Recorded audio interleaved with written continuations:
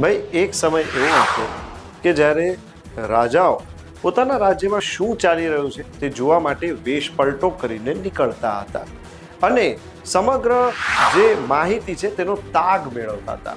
તાજેતરમાં જ આવી એક ઘટના સામે આવી છે ફિરોઝાબાદના એસડીએમ એટલે કે આઈએએસ ઓફિસર કૃતિ રાજે જાતે વેશ પલટો કરીને આરોગ્ય વિભાગમાં શું ચાલી રહ્યું છે તેની તપાસ કરવા માટેની એક અનોખી યોજના બનાવી.